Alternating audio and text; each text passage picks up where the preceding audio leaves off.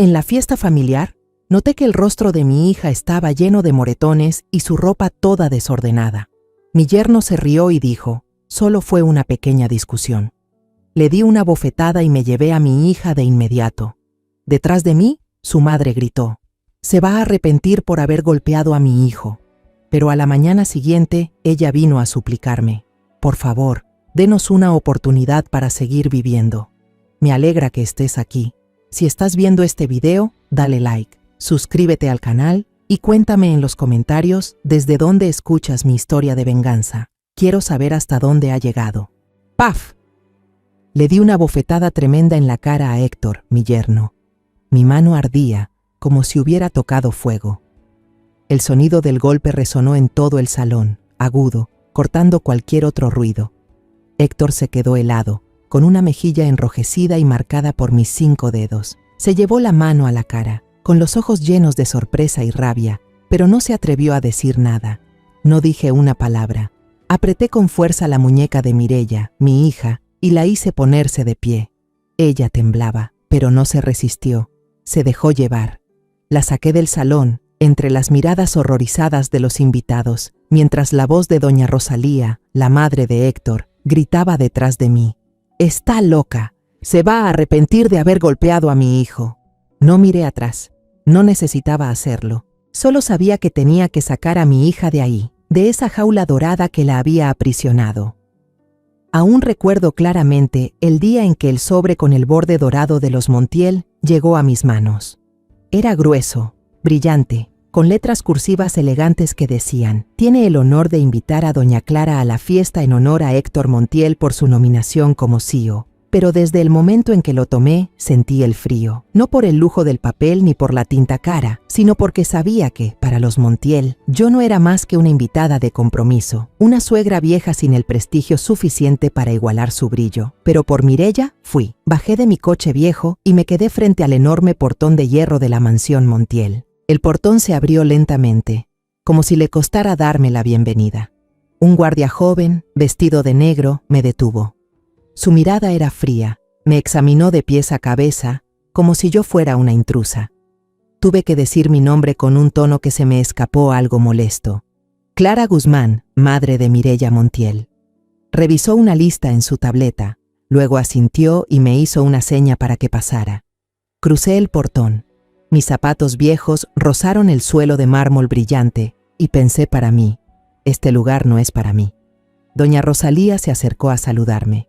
Llevaba un vestido de seda Gucci, rojo intenso, ajustado, que resaltaba su porte elegante pero helado.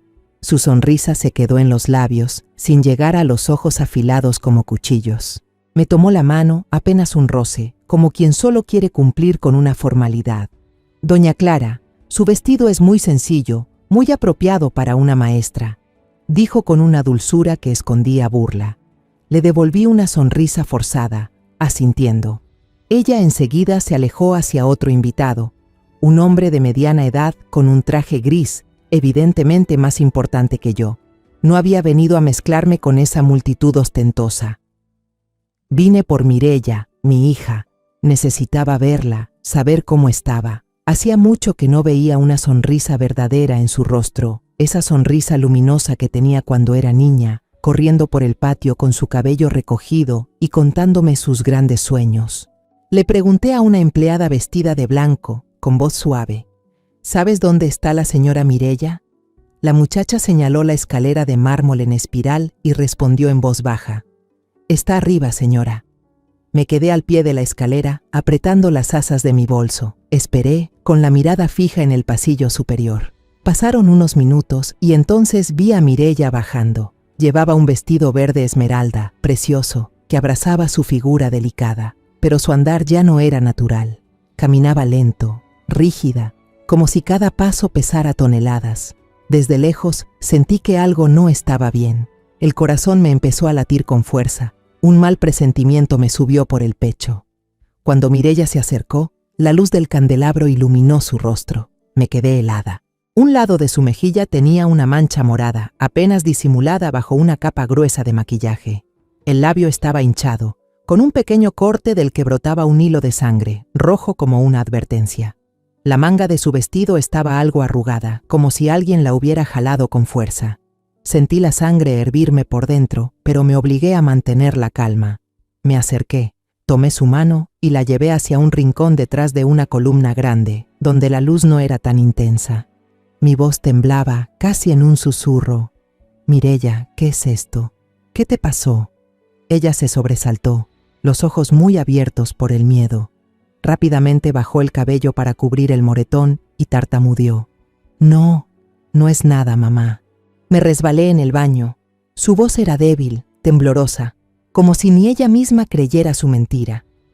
La miré a los ojos, aquellos que antes brillaban de alegría y que ahora solo mostraban miedo y cansancio. Traté de mantener la voz firme.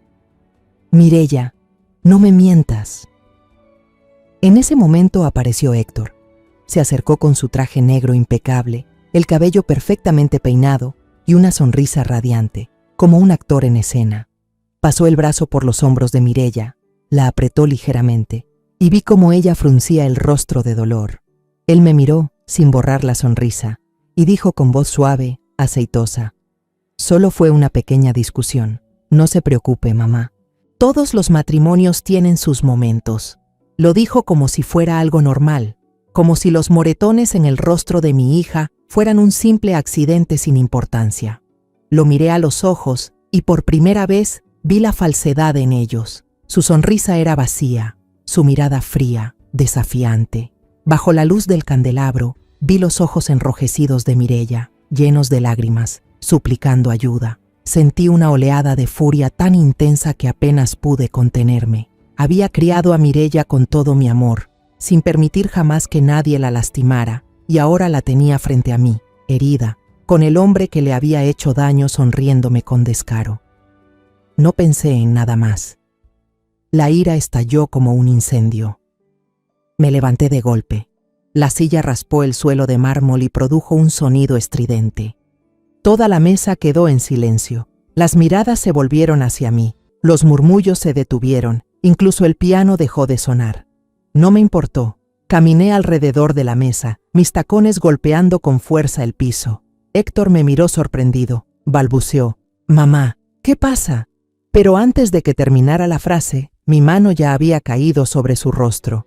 Dejé atrás a toda la multitud y saqué a mi hija de ese infierno que había devorado su juventud.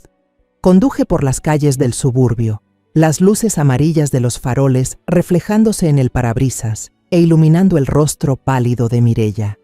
Ella iba sentada a mi lado, con las manos entrelazadas, temblando. Sus sollozos eran apenas audibles, ahogados en respiraciones entrecortadas.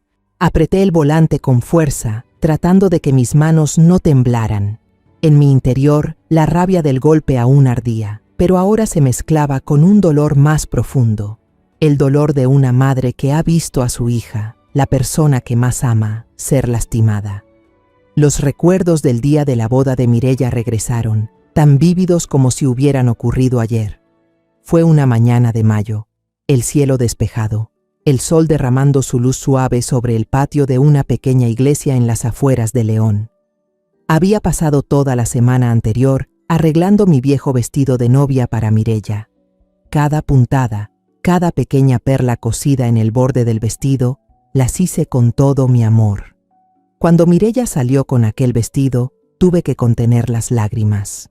Se veía como un ángel, con su cabello negro suelto y sus ojos brillando de felicidad. Tomó mi mano y susurró: «Mamá, soy muy feliz. Héctor es el hombre con quien quiero estar toda mi vida». Durante la ceremonia, Héctor estaba frente al sacerdote, alto y apuesto con un traje sencillo pero elegante. Tomó mis manos con las suyas, me miró a los ojos y dijo con voz sincera: «Prometo amar y proteger a Mireya por el resto de mi vida, doña Clara. La haré feliz». Lo miré a los ojos, asentí, sonreí y le entregué la mano de mi hija. Aquella boda no fue lujosa como las fiestas de los Montiel después, pero fue cálida, llena de flores de papel y risas de los seres queridos. Pensé que Mireya tendría una vida plena, al lado de un hombre que sabría valorarla. Al principio, todo fue como lo soñé. Los fines de semana solían venir a visitarme en el viejo coche de Héctor, trayendo canastas de frutas frescas del mercado. Héctor siempre parecía un yerno atento. Una vez pasó toda una tarde reparando el grifo que goteaba en mi cocina, empapado en sudor, pero sonriendo. «No se preocupe, madre, yo me encargo. Usted descanse». Incluso se quedaba escuchando con paciencia mis historias de los años como maestra, de mis antiguos alumnos, de anécdotas que quizá a nadie más, excepto a Mireya, le interesaban. Lo miraba y pensaba, no me equivoqué al elegirle este hombre a mi hija. Mireya, en ese entonces, era una joven inteligente y llena de entusiasmo. Trabajaba en una gran empresa de publicidad y pronto fue ascendida a jefa de ventas. Cada vez que hablaba de su trabajo, sus ojos se iluminaban y su voz se llenaba de emoción al contarme sobre nuevas estrategias, cifras y proyectos exitosos. «Mamá, acabo de firmar el contrato más grande de mi carrera», exclamó una vez por teléfono. Me sentí tan orgullosa que quise gritarlo al mundo entero. Pero después de 2 años, todo empezó a cambiar. Mireya aún no tenía noticias de un embarazo, y eso parecía ser una espina en el ojo de los Montiel.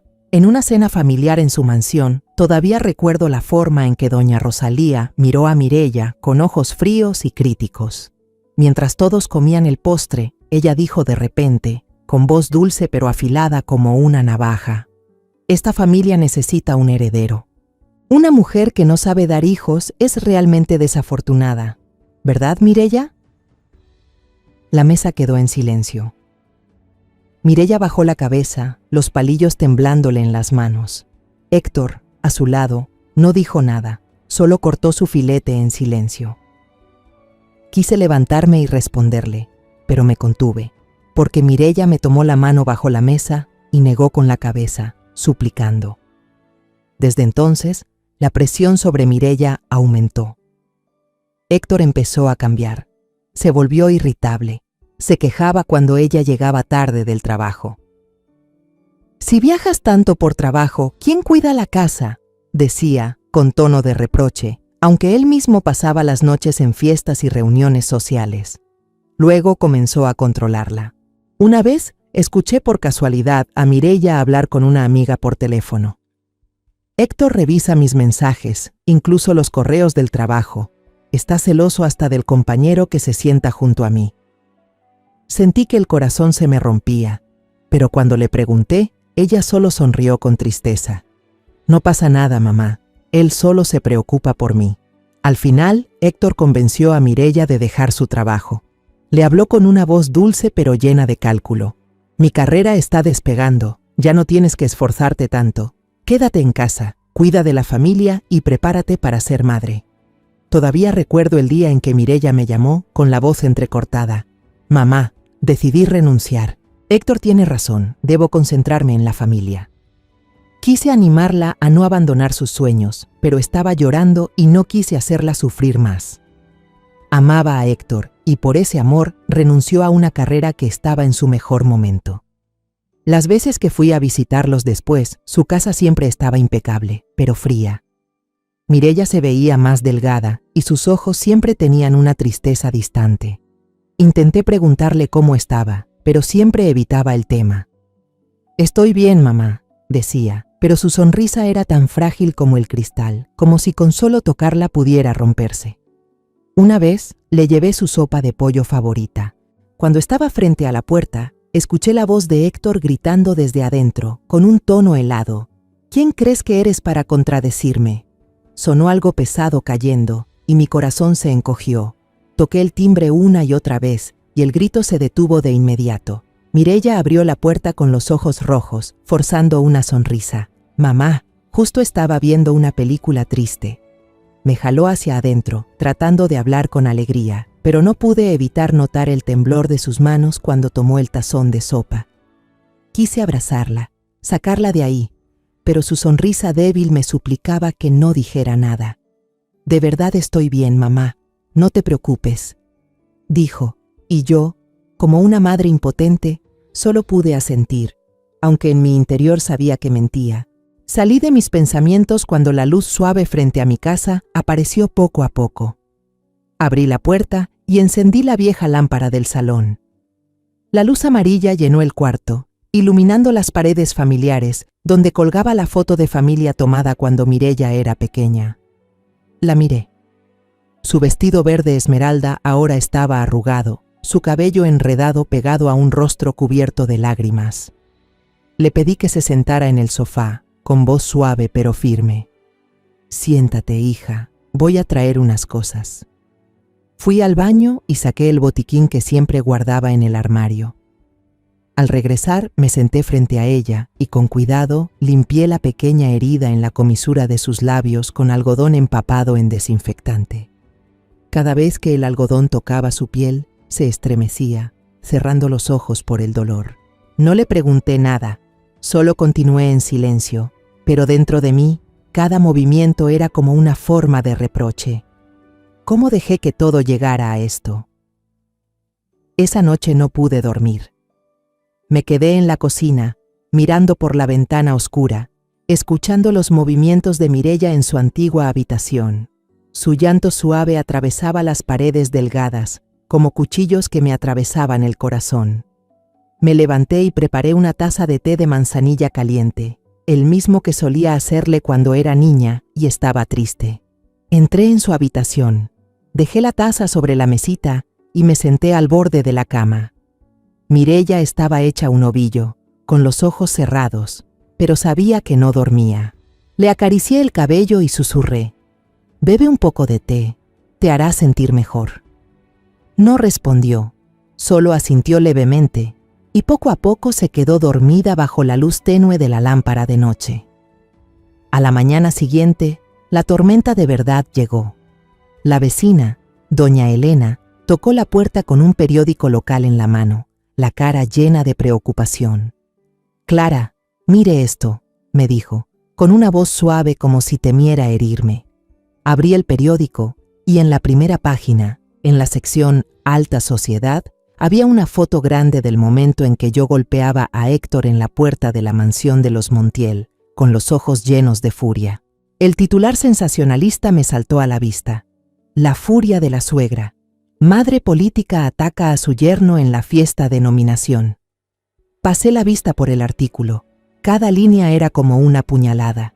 Decían que yo era una suegra envidiosa del éxito de Héctor, que había inventado lo de los golpes a mi hija para destruir su reputación justo antes de la votación importante. Incluso insinuaban que yo tenía problemas mentales. Una mujer vieja incapaz de controlar sus emociones. Doblé el periódico intentando que no me temblaran las manos. Doña Elena me miró, preocupada. «No se preocupe, Clara. Todos saben que los Montiel tienen dinero. Pueden comprar hasta la prensa». Asentí con una sonrisa forzada. «Gracias, Elena. Estoy bien». Pero cuando ella se fue, sentí una ola de ira y humillación subirme por dentro. No solo habían herido a Mireya, también me habían convertido en una loca ante los ojos de todos. El teléfono de la casa empezó a sonar sin parar. Números desconocidos llamaban. Algunos se decían periodistas que querían entrevistarme. Otros me insultaban llamándome vieja loca. Me quedé mirando el aparato y con frialdad saqué el cable del enchufe. El timbre cesó, pero el silencio dentro de la casa se volvió aún más pesado. Entré a la cocina pensando en preparar una sopa de pollo para Mireya, su comida favorita desde niña. Creí que un poco de sabor familiar podía hacerla sentir más segura.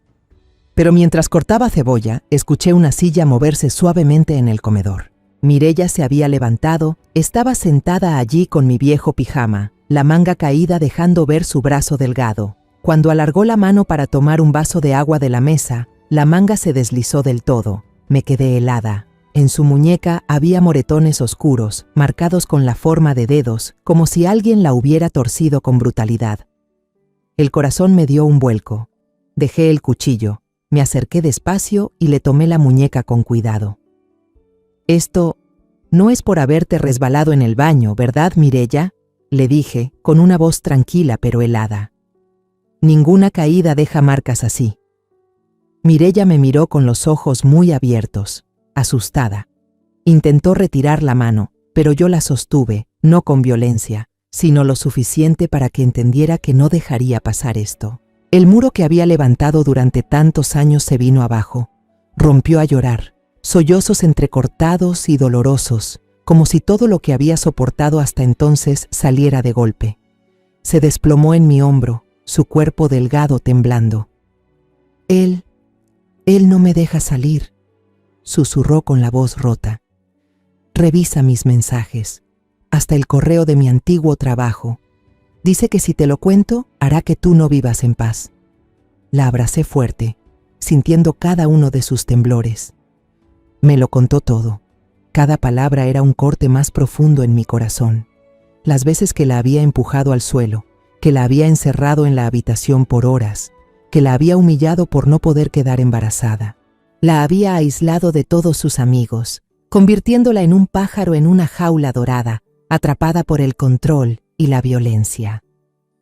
Dice que soy inútil, que no merezco ser su esposa. Sollozaba Mireya, con la voz hecha trizas. Yo he intentado, mamá, he intentado todo para complacerlo, pero nunca es suficiente. Acaricié el cabello de la niña, tratando de mantener mi voz firme. No eres inútil, Mireya. Eres la hija fuerte e inteligente de la que más orgullosa me siento. Él no te merece. Mireya levantó la vista hacia mí, con los ojos llenos de lágrimas y un destello de desesperación. Mamá, no me da miedo morir. Me da miedo tener que vivir así para siempre. Sus palabras fueron como una última puñalada directa a mi corazón. La miré a los ojos, con voz firme. Ya no será así, Mireya, te lo prometo. Los días después de la bofetada en la fiesta pasaron como una pesadilla interminable. Mi pequeña casa, que alguna vez estuvo llena de las risas de Mireya cuando era niña, ahora estaba envuelta en un silencio pesado. Vivíamos como prisioneras, no por alguien más, sino por el miedo y las heridas invisibles que nos rodeaban. No me atreví a volver a conectar el teléfono, temiendo que las llamadas de los periodistas o de la familia Montiel alteraran aún más a Mireya. Cada mañana salía al mercado muy temprano, cuando el cielo aún estaba gris, tomando caminos solitarios para evitar las miradas curiosas de los vecinos. Los susurros a mis espaldas, las miradas de lástima, todo parecía recordarme que ya no era solo una madre protegiendo a su hija, sino la suegra loca, a los ojos de toda la ciudad. Mireya ahora era como una sombra. Se sentaba encogida en el sofá, con los ojos enrojecidos mirando por la ventana, aunque sabía que no veía nada. Cada pequeño ruido, el claxon de un coche a lo lejos, el ladrido de un perro, la hacía sobresaltarse. Sus manos se aferraban instintivamente al borde de su blusa. Yo hacía todo lo posible por aligerar el ambiente. Cocinaba los platillos que solían gustarle, ponía las canciones folclóricas mexicanas que antes cantaba, pero todo parecía inútil. Veía el miedo en sus ojos, y eso me partía el alma. La tarde del tercer día decidí actuar. No podía permitir que siguiéramos viviendo así. Tenía que contactar a un abogado, un viejo amigo que me había ayudado con algunos asuntos legales después de la muerte de mi esposo. Respiré hondo, caminé hacia la esquina del cuarto y conecté de nuevo el cable del teléfono. Un pequeño clic resonó y me quedé ahí, mirando el aparato como si fuera una bomba a punto de estallar. Minutos después, sonó. Un timbre agudo cortó el silencio de la casa. Dudé, con la mano suspendida sobre el auricular. Era un número desconocido. Preparé mi voz más dura para enfrentar a quien fuera. ¿Hola?, dije con tono firme. Del otro lado, una voz masculina, grave y serena, con una autoridad contenida que me hizo enderezarme sin pensarlo. Disculpe la molestia. ¿Podría confirmarme si este es el número de doña Clara? No sonaba como un periodista entrometido, ni como alguien de la familia Montiel. Había algo sincero en su voz, aunque también me puso en guardia. Sí, respondí fríamente. ¿Quién habla? Mi nombre es Emilio Salazar, dijo el hombre, pausado pero claro. Soy el presidente del grupo Montiel Global. Estuve presente en la fiesta aquella noche. Sentí el corazón apretarse, como si alguien me estrujara el pecho. Montiel Global, la empresa de Héctor, donde competía por el puesto de director general. Apreté con fuerza el auricular, intentando que mi voz no temblara. ¿Qué quiere de una maestra vieja como yo? Hubo un breve silencio, como si estuviera eligiendo cuidadosamente cada palabra. Luego habló con una voz tranquila, pero con un matiz que me dejó sin aliento. No llamo por Héctor, llamo porque la he reconocido, doña Clara. Hace muchos años usted me salvó la vida. Me quedé allí, con la mente en blanco. ¿Salvarle la vida? Era absurdo, completamente inesperado. ¿Salvarlo? Repetí, incrédula. No entiendo de qué habla. Debe estar confundido. El señor Salazar soltó una ligera risa, no burlona, sino llena de sinceridad. Tal vez usted no lo recuerde, pero yo jamás podría olvidarlo. Aquella noche de tormenta, en el camino solitario entre Querétaro y San Luis Potosí. Usted me salvó de caer por un barranco. Sus palabras fueron como una llave que abrió un compartimento de mi memoria que había mantenido cerrado durante años. La imagen de una noche lluviosa, los faros iluminando la carretera resbaladiza y un hombre inconsciente al volante apareció de golpe en mi mente. Permanecí inmóvil, con el auricular pegado al oído, sin saber qué decir. El señor Salazar continuó, con el mismo tono sereno. La he buscado durante muchos años. Cuando la vi en la fiesta y escuché su nombre, supe que no podía ser una coincidencia. Doña Clara, ¿podría verla en persona? Quisiera hablar con usted con más calma. Me propuso una cita en el Rincón del Poeta, un pequeño café antiguo en el centro de León, con paredes de ladrillo cubiertas de bugambilias y un ambiente sencillo, en total contraste con el lujo de la casa de los Montiel. Miré a Mireya, que seguía encogida en el sofá, con los ojos aún llenos de miedo. No sabía quién era el señor Salazar ni qué pretendía, pero en esos días oscuros su llamada era la primera chispa de luz, aunque tenue. Respiré hondo y respondí: «De acuerdo, señor. Iré a verlo media hora después». Ya estaba en el autobús, con las manos apretando el asa del bolso y el corazón tan revuelto como el cielo nublado afuera. El sonido constante de las ruedas sobre la autopista, el paisaje que pasaba por la ventana, campos secos, casas humildes mezcladas con mansiones recién construidas, todo me arrastraba hacia un recuerdo que había intentado enterrar. Aquella noche, 15 años atrás, volvió a mi mente con una claridad aterradora, como si hubiera ocurrido ayer. Era una noche de finales de septiembre, cuando conducía mi viejo coche de regreso desde San Luis Potosí, después de visitar a mi hermana enferma. La tormenta llegó de repente, como si el cielo quisiera descargar toda su furia sobre la tierra.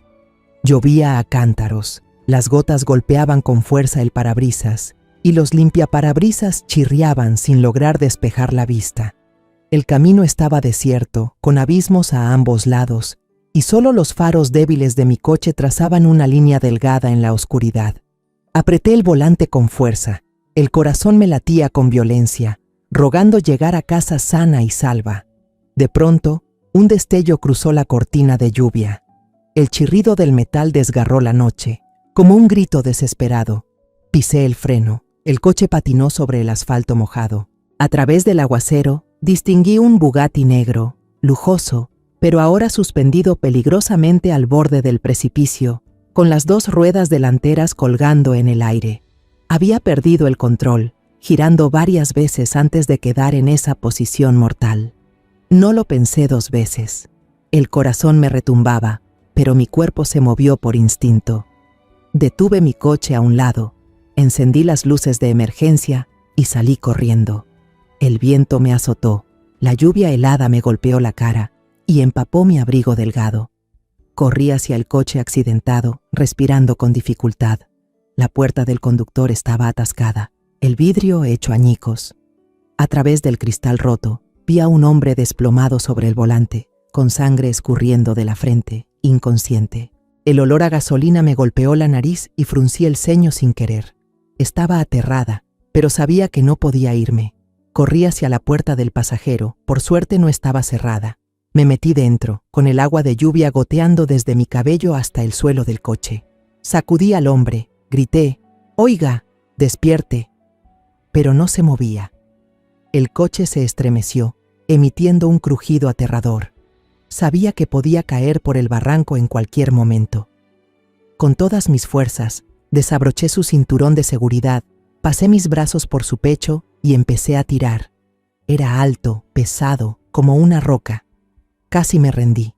Mis pies resbalaban en el piso empapado. Cada vez que tiraba, sentía que mi cuerpo se desplomaba, pero apreté los dientes y me susurré: «No te rindas, Clara». Finalmente, tras unos minutos de tensión insoportable, logré sacarlo del coche y lo arrastré varios metros lejos del borde. En cuanto lo dejé sobre el suelo frío, un fuerte crack resonó. El coche se deslizó un poco más y se precipitó al vacío, desapareciendo en la oscuridad con una explosión ensordecedora. Me quedé allí, jadeando, mirando la nada, con el corazón todavía temblando. Me arrodillé junto al hombre y revisé su pulso. Aún latía, débil, pero vivo. Saqué mi bufanda y la presioné contra la herida de su frente para detener la hemorragia. La sangre tiñó de rojo la tela, pero no me detuve. En ese entonces no tenía teléfono móvil. Miré alrededor, solo lluvia y oscuridad. Recordé que a casi 1 kilómetro había pasado por una cabina telefónica. No quería dejarlo, pero no tenía otra opción. «Aguante, por favor», le susurré, aunque sabía que no podía oírme. Corrí de regreso, con los zapatos empapados y la ropa pegada al cuerpo. Al llegar a la cabina, llamé a emergencias. Di la dirección apresuradamente y colgué. Cuando volví, me senté junto al hombre. Tomé su mano, como si pudiera transmitirle algo de fuerza. La lluvia seguía cayendo, helada, pero no me importaba. Solo sabía que debía quedarme allí hasta escuchar la sirena de la ambulancia a lo lejos. Cuando vi las luces acercarse, supe que estaría a salvo. Me levanté, regresé silenciosamente a mi coche y conduje bajo la lluvia, sin dejar mi nombre, sin esperar reconocimiento. Solo quería volver a casa, darme una ducha caliente y olvidar aquella noche espantosa. Cuando el autobús se detuvo en la estación de León, me sacudí del recuerdo. Apreté con fuerza el asa de mi bolso y bajé, con el corazón revuelto. Nunca imaginé que aquel hombre sería Emilio Salazar, y hoy volvería a verlo, no en una carretera desierta, sino en una pequeña cafetería en el centro de la ciudad. No sé qué querrá de mí, pero siento una conexión extraña, como si el destino nos empujara a encontrarnos de nuevo después de 15 años. Entré en el Rincón del Poeta, un pequeño café escondido en un callejón estrecho del centro de León. Las paredes de ladrillo antiguo estaban cubiertas de bugambilias rojas que caían como una cortina natural, protegiendo el lugar del bullicio de la ciudad. Dentro, el ambiente era acogedor, impregnado del aroma del café recién tostado y del olor a libros viejos que emanaban de los estantes de madera alineados a lo largo de las paredes. Una suave melodía de música folclórica mexicana flotaba en el aire, mezclándose con los murmullos de unos pocos clientes dispersos. Aquel sitio era el completo opuesto del falso esplendor de la mansión de los Montiel, donde todo estaba pulido para ocultar el vacío. Me quedé en el umbral, respiré hondo e intenté calmarme. Mi mente seguía revuelta después de la llamada del señor Salazar, dividida entre la esperanza y la inquietud. No sabía qué me traería este encuentro, pero sí sabía que debía estar allí, por Mireya. Un hombre de mediana edad, con una camisa azul clara, sencilla pero elegante, se levantó de una mesa en la esquina al verme entrar. Tenía el cabello entrecano y unos ojos profundos con una mirada serena pero aguda.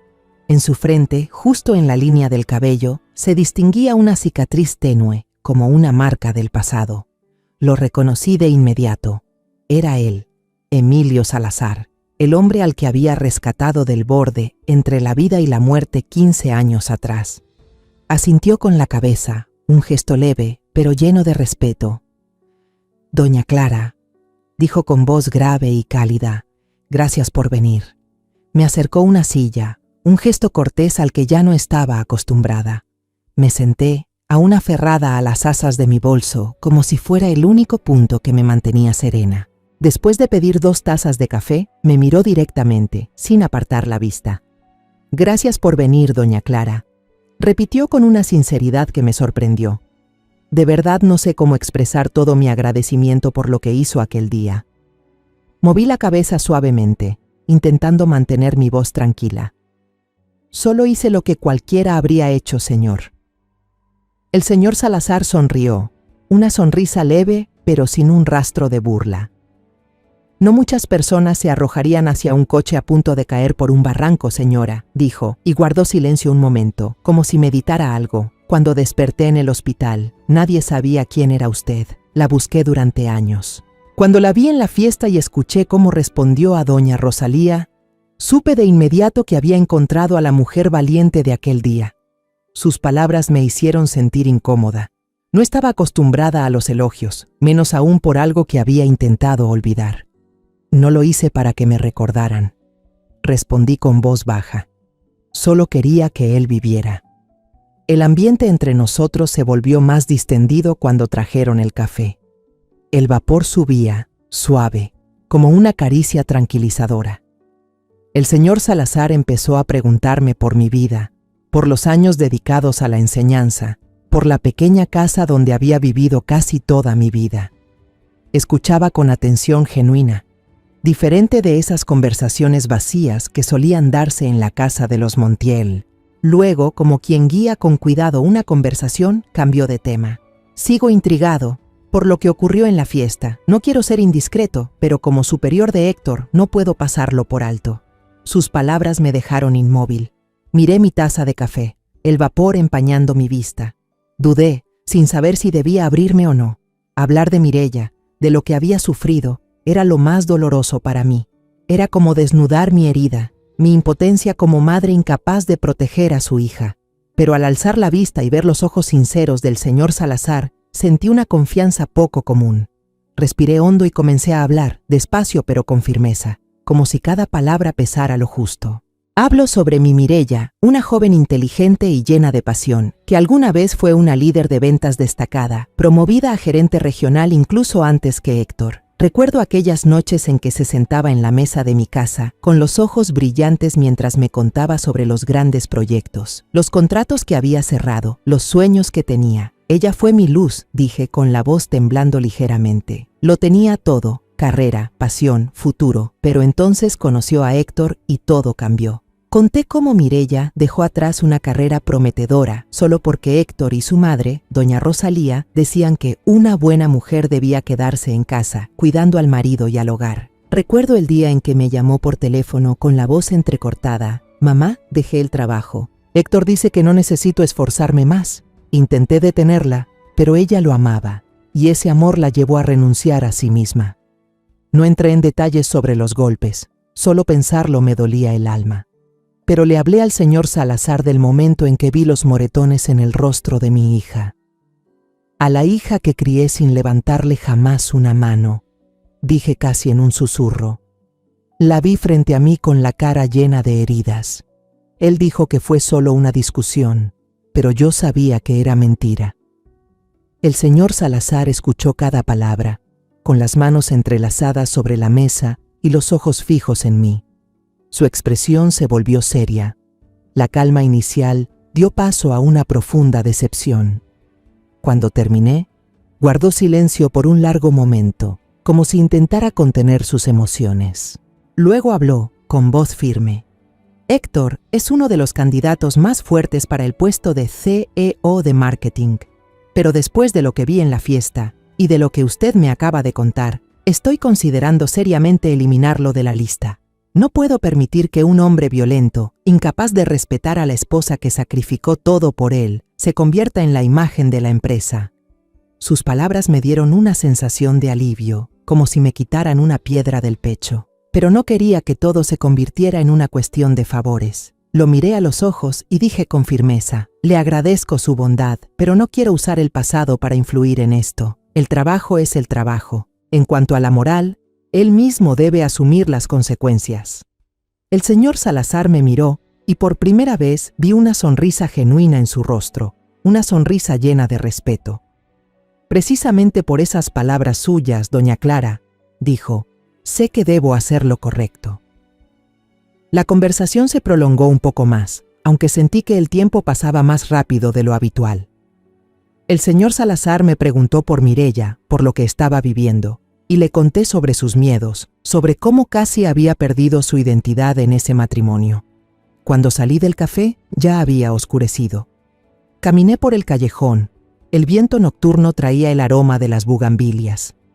Mi corazón se sentía más ligero que nunca. Esa noche, después de volver de El Rincón del Poeta, me senté junto a Mireya y puse suavemente una mano sobre su hombro. Mireya, conocí a alguien, empecé, con voz pausada, tratando de transmitirle la calma que el señor Salazar me había inspirado. Le conté sobre nuestro encuentro, resaltando su integridad y sinceridad, no su poder o posición en Montiel Global. Quería que sintiera que, aunque estemos rodeadas por la oscuridad, aún existen personas dispuestas a ponerse del lado de lo correcto. Mireya escuchó, con los ojos muy abiertos, al principio llenos de miedo. «Mamá», susurró, con la voz temblorosa, «¿y si él se entera? Héctor no nos dejará en paz». Le tomé la mano, apretándola suavemente para tranquilizarla. «Sé que tienes miedo, pero el señor Salazar no es parte de los Montiel. Él entiende lo que estamos viviendo». Seguí contándole que el señor Salazar había dicho que no podía permitir que alguien como Héctor representara a la empresa. Al oír eso, vi algo cambiar en los ojos de Mireya. El miedo fue cediendo, dejando paso a un destello de determinación, como si una pequeña llama dentro de ella comenzara a encenderse después de tanto tiempo apagada. Después de un largo silencio, Mireya levantó la vista, aún con la voz temblorosa, pero con una firmeza que no le había visto en mucho tiempo. «Mamá», dijo, «quiero verlo. Tengo algo que creo que él debe saber». La miré, sorprendida. Mireya se levantó, fue a su antigua habitación y regresó con una laptop vieja y un fajo de documentos guardados en una carpeta azul. Le temblaban las manos al sostenerlos, como si se tratara de un secreto pesado que había guardado demasiado tiempo. «¿Qué es eso, hija?», pregunté suavemente. Ella solo negó con la cabeza y murmuró: «Lo sabrás cuando lo veamos». Llamé al señor Salazar esa misma noche, con el corazón lleno de ansiedad pero también de esperanza. Aceptó vernos y propuso un lugar discreto, la oficina de un abogado en el centro de León, donde nadie de la familia Montiel podría encontrarnos. «Organizaré todo para que podamos hablar con seguridad», dijo por teléfono, con una voz grave y firme.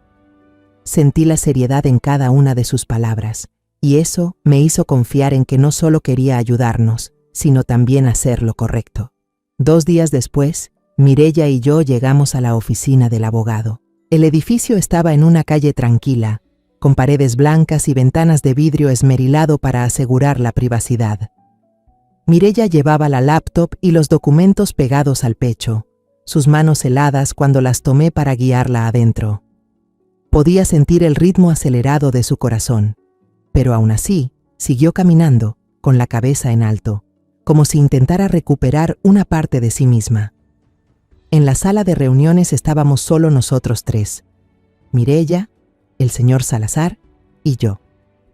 Él se levantó, saludó a Mireya con una leve sonrisa y un apretón de manos respetuoso. «Señorita Mireya», dijo con voz cálida, «gracias por venir. Quiero escuchar su historia». Su gesto hizo que Mireya se relajara un poco, aunque todavía notaba que sus hombros temblaban levemente. Nos sentamos alrededor de una mesa de madera sencilla. Mireya colocó la laptop y la carpeta sobre la mesa, pero aún mantenía las manos encima, como si no estuviera lista para abrirlas. Puse mi mano sobre su hombro y le susurré: «Habla, hija, aquí estoy». Mireya respiró hondo y comenzó. Su voz era baja, pero cada palabra salía clara, como si la hubiera ensayado cientos de veces en su mente.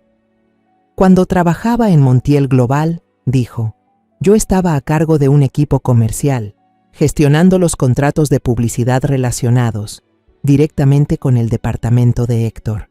Según el procedimiento, al dejar el trabajo, hice una copia de seguridad de todos los datos del proyecto y de los correos laborales en un disco duro externo, solo por si acaso los necesitaba después». La niña se detuvo y me miró como buscando ánimo. Asentí y ella continuó. «Después de que me obligaron a dejar el trabajo, empecé a sentir que algo no estaba bien. Héctor cambió y yo me sentía triste, así que abrí los archivos antiguos para revisar. Entonces descubrí cosas horribles. Mireya abrió su laptop, la pantalla se iluminó, mostrando tablas y correos electrónicos. Hablaba con claridad, como si hubiera vuelto a ser la joven inteligente y aguda de antes. Señaló un archivo. Héctor creó facturas falsas de una empresa de marketing fantasma que él mismo montó para desviar fondos del presupuesto de publicidad. Tengo pruebas que comparan los contratos originales con los reportes de gastos que él presentó. Mireya empujó el conjunto de documentos hacia el señor Salazar. Su voz empezó a temblar. También falsificó la firma del antiguo jefe de departamento que ya está jubilado para aprobar gastos indebidos. Tengo los correos originales donde ese jefe rechazó esas propuestas antes de irse. Luego abrió otra cadena de correos. Su voz se quebró. Y lo peor es que Héctor usó su poder para acosar a una empleada del equipo. Cuando ella lo rechazó, él la obligó a renunciar. Tengo todos los correos entre ellos. Me quedé allí, escuchando cada palabra, con una mezcla de orgullo y dolor. Orgullo porque Mireya había recuperado su valentía, pero dolor por lo que había soportado en silencio.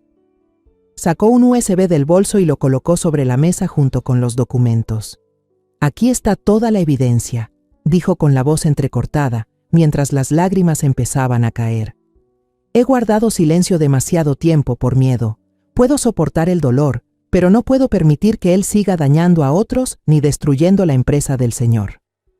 El señor Salazar tomó los documentos y el USB, revisando cada página con cuidado. Su rostro no mostraba emoción, pero vi cómo se tensaba su mandíbula, como si contuviera la ira. Levantó la mirada, nos observó a las dos y dijo con voz grave y firme: «Gracias por confiar en mí. Ya sé lo que debo hacer». Hizo una pausa y miró directamente a Mireya. «Señorita Mireya, usted ha sido muy valiente. Lo que hizo hoy no es solo por usted, sino por todos los demás. Prometo que manejaré esto con justicia». Una semana después de la reunión con el señor Emilio Salazar, Mireya y yo vivíamos en una espera llena de tensión. Nuestra pequeña casa, antes refugio seguro, ahora parecía una fortaleza en medio de la tormenta. Mireya estaba más tranquila que en los primeros días, pero su mirada seguía perdida, fija en la ventana con una tristeza lejana. Pasaba mucho tiempo sentada en la mesa, revisando viejos cuadernos donde solía anotar ideas de trabajo. A veces sonreía al leer alguna frase, como si redescubriera partes de sí misma que había olvidado. Yo no preguntaba mucho, solo la observaba en silencio, con el corazón dividido entre orgullo y dolor. Orgullo porque intentaba levantarse y dolor porque sabía que las heridas en su interior seguían abiertas. «Mamá», dijo una vez, levantando la vista con voz suave, «creo que quiero volver a trabajar». Asentí y sonreí. «Lo lograrás, Mireya. Siempre has sido más fuerte de lo que crees». Era verdad, aunque también sabía que el camino no sería fácil. El miércoles por la tarde sonó el teléfono. Miré el número. Era del señor Salazar. Mi corazón empezó a latir más rápido. Una extraña corazonada me recorrió el cuerpo. Le hice una seña a Mireya y puse el altavoz para que escuchara. «Señora Clara». La voz de Emilio sonó tranquila, pero con una firmeza inconfundible. «Todo ha terminado». Mireya y yo nos miramos, conteniendo la respiración. Él comenzó a hablar despacio, como si reviviera cada instante de una obra cargada de tensión. La reunión de accionistas tuvo lugar en una elegante sala de conferencias en la sede de Montiel Global, donde las paredes de cristal relucientes reflejaban la luz de los candelabros de cristal. Héctor, con un traje italiano de alto costo, se encontraba de pie en el podio, presentando con confianza su visión para el puesto de CEO de marketing. El señor Salazar contó que Héctor habló sobre la integridad, sobre construir una familia Montiel Global y sobre ambiciosos planes de crecimiento. Su voz era fluida, su sonrisa radiante, como si ya estuviera seguro de que el puesto de CEO le pertenecía. Cuando terminó su discurso, la sala entera estalló en aplausos. Pude imaginar su sonrisa arrogante, la forma en que inclinaba la cabeza para agradecer, con aire de superioridad. Pero entonces, el señor Emilio se puso de pie. No habló en voz alta, pero su tono tenía tanta autoridad que toda la sala quedó en silencio absoluto. «Gracias por tu presentación, Héctor. Muy impresionante», dijo, sosteniendo un control remoto. «Pero antes de que procedamos a la votación, quiero que todos vean algunos documentos internos». La pantalla grande detrás de Héctor se iluminó y apareció la primera diapositiva, un contrato publicitario valorado en cientos de miles de pesos. La siguiente diapositiva, un comprobante de transferencia hacia una empresa consultora desconocida. La tercera, el registro comercial de esa empresa, con el nombre del propietario, un pariente lejano de Héctor. La sala comenzó a murmurar. Pude imaginar el rostro de Héctor quedando petrificado, su sonrisa desvaneciéndose poco a poco. El señor Salazar contó que él tartamudeó. «Señor presidente, yo no entiendo estos documentos». Su voz temblaba, pero Emilio no le dio oportunidad de justificarse. «Déjame ayudarte a entender», dijo con voz fría como el acero. Continuó mostrando más diapositivas. Correos electrónicos donde Héctor falsificaba la firma del antiguo jefe de departamento para aprobar gastos injustificados, mensajes en los que presionaba a una empleada del equipo, y finalmente una comparación entre el informe financiero original y el que él había alterado. Todo era claro como el día, imposible de negar. El rostro de Héctor estaba pálido, con el sudor corriendo por su frente. El señor Salazar contó que él permaneció allí, temblando bajo la mirada de toda la junta directiva, sin poder pronunciar una sola palabra. Los murmullos crecían, convirtiéndose en una ola de indignación. Emilio apagó el proyector, avanzó hacia el frente, miró fijamente a Héctor y luego al resto de la sala. Su voz fue pausada, firme y resonante. Este hombre no solo traicionó la confianza de la empresa, traicionó a sus compañeros. También traicionó a la mujer que renunció a su carrera por él. Hizo una breve pausa, con una mirada cortante, y continuó. Y esa mujer, casualmente, es la hija del hombre que me salvó la vida. Un silencio mortal cubrió la sala. Pude imaginar las miradas atónitas de los presentes, el pánico en el rostro de Héctor. Emilio hizo una señal, y 2 guardias de seguridad uniformados entraron, caminando directamente hacia él. «Héctor Montiel», declaró Emilio, sin un atisbo de vacilación, «queda suspendido de inmediato para facilitar la investigación. Lo invito a retirarse». Héctor fue escoltado hacia afuera, con la cabeza gacha, incapaz de mirar a nadie.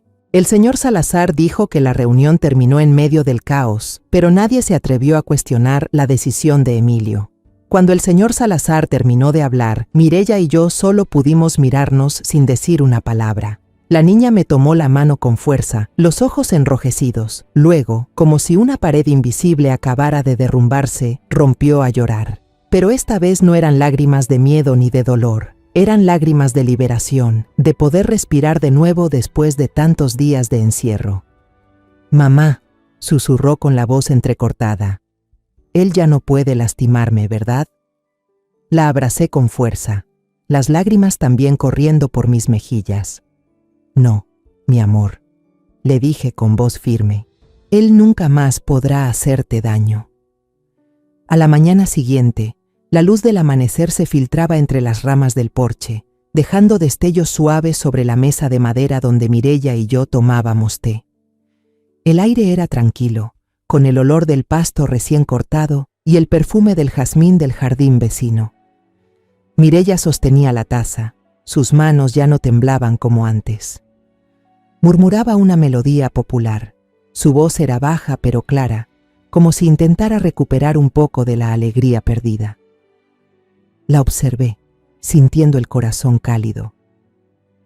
Por primera vez después de tantos días de tormenta, sentí una verdadera chispa de luz en esta casa, como si estuviéramos recuperando lo que nos habían robado. Pero aquella paz no duró mucho. Unos golpes fuertes en el portón rompieron la melodía de Mireya. La niña se sobresaltó, la taza tintineó al tocar la mesa. Me levanté y fui hacia la puerta. Miré por entre las rejas. Era doña Rosalía. Ya no era la mujer altiva de los días pasados, con su vestido Gucci impecable y su auto con chofer.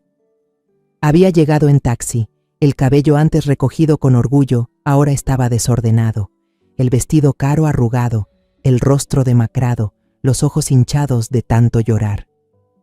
Respiré hondo, abrí el portón y me preparé para lo que fuera a suceder.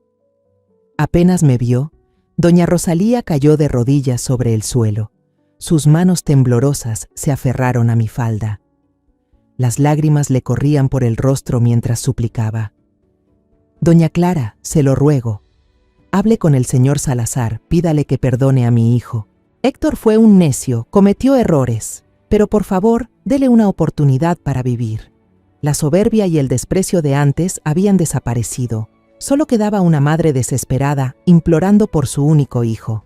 Me quedé mirándola y por un instante sentí una punzada de compasión. Entendía su dolor, porque yo también lo había sentido. Pero entonces la imagen de Mireya apareció en mi mente. Su rostro con moretones, los ojos llenos de lágrimas pidiendo ayuda, las marcas en sus muñecas como huellas de la crueldad.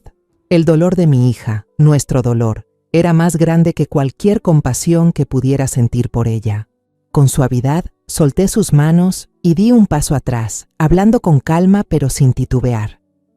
¿Dice que le dé a su hijo una oportunidad para vivir? ¿Cuántas oportunidades tuvo mi hija para vivir dignamente en su casa durante estos 2 años? Pero casi muere en manos de su hijo, doña Rosalía, se quedó inmóvil, con la boca entreabierta, sin poder pronunciar palabra. Me di la vuelta, entré a la casa y cerré el portón. El sonido seco del cerrojo resonó como un punto final para todas las deudas con los Montiel. Afuera, los sollozos de la mujer se desvanecían en el aire de la mañana, pero yo no miré atrás. No podía permitir que la lástima borrara todo lo que Mireya había tenido que soportar. Al entrar en la casa, vi a Mireya de pie en el umbral de la sala, con los ojos llenos de preocupación. «Mamá, ¿quién era esa persona?», preguntó en voz baja. Sonreí, intentando aliviar el ambiente. «Solo un viejo conocido, no te preocupes». No quería que supiera sobre aquel encuentro. No quería que tuviera que enfrentarse a más fantasmas del pasado. Moví una silla, me senté a su lado y serví más té. «¿Ya desayunaste?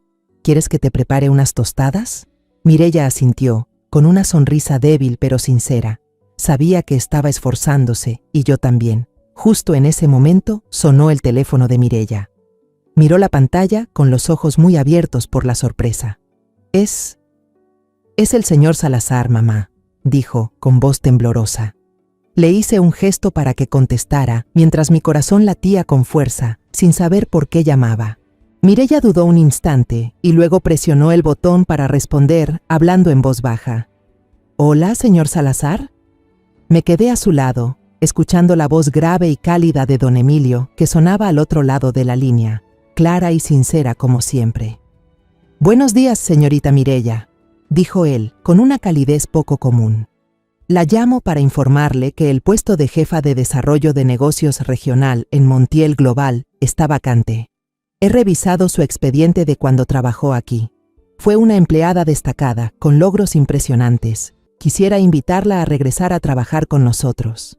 Hizo una breve pausa, como para dejar que Mireya asimilara la noticia, y luego añadió con voz firme.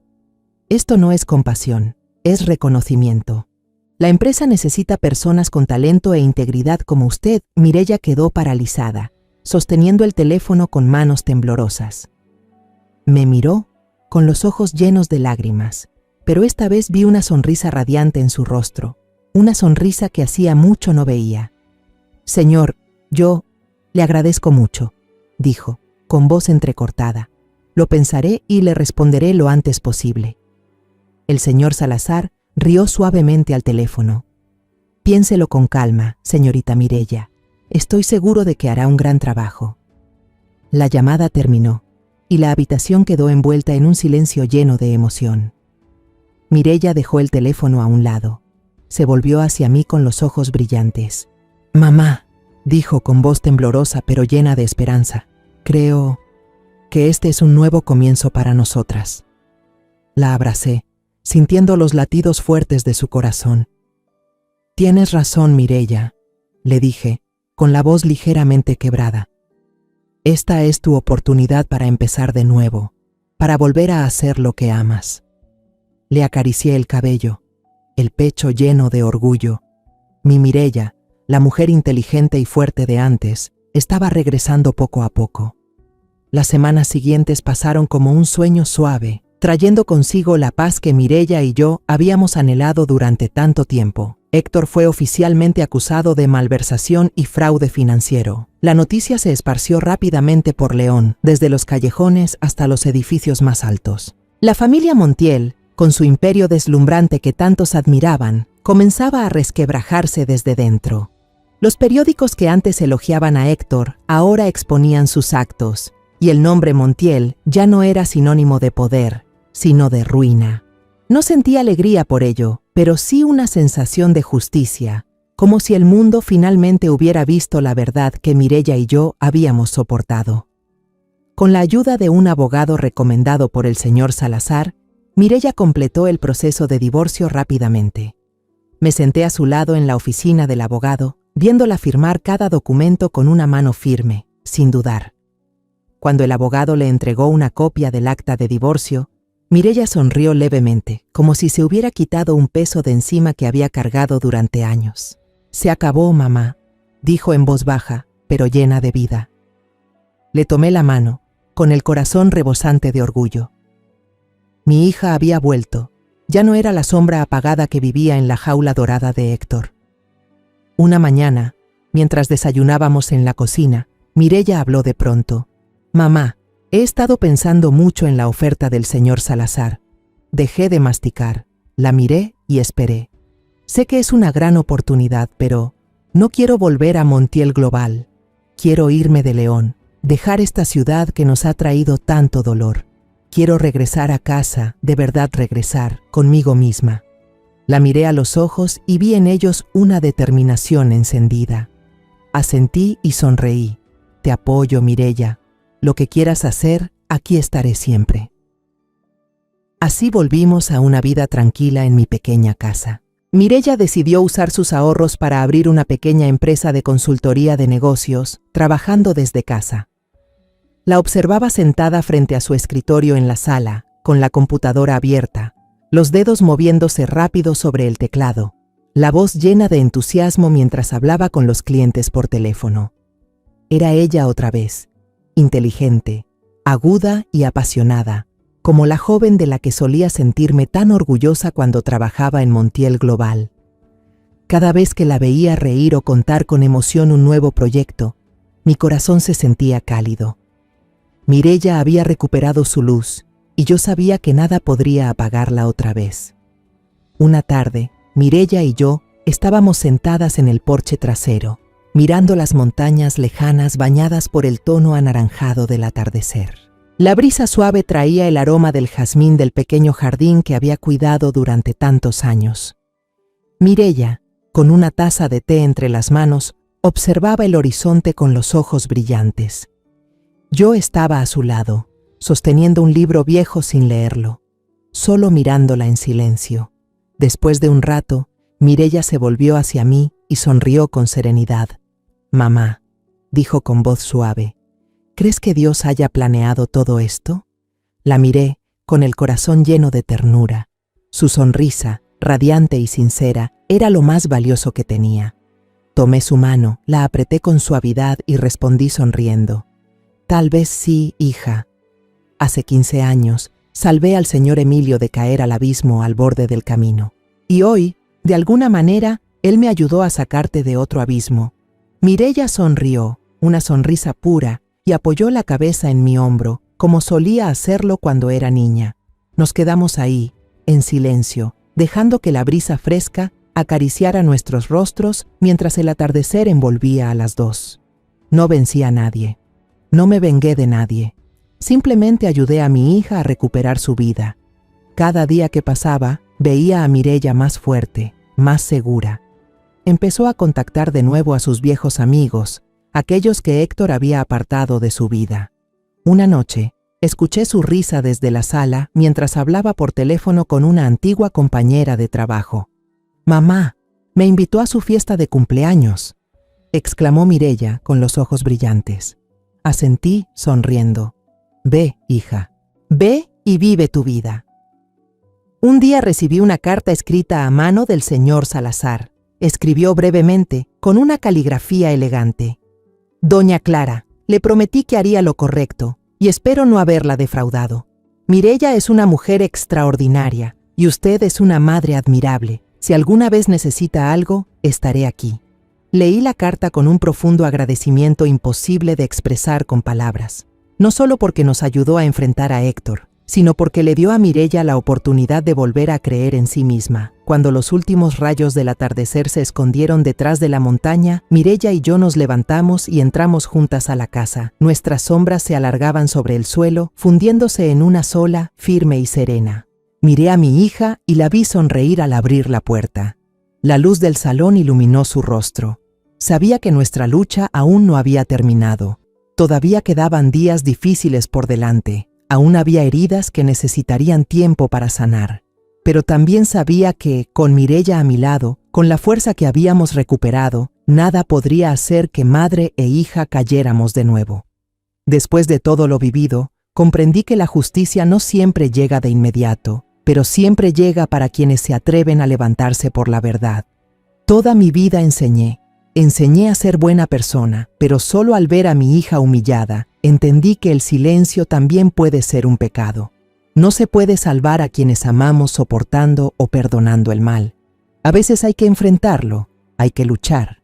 Hoy, al ver a Mireya sonreír bajo la luz del atardecer, entendí que el valor no solo está en proteger a los demás, sino en tener el coraje de atravesar el miedo y reencontrarse con uno mismo. Y si la historia de mi hija y la mía puede decir algo, es esto. La verdad puede ocultarse por un tiempo, pero nadie puede enterrarla para siempre. La historia que acabas de escuchar ha cambiado nombres y lugares para proteger la identidad de los involucrados.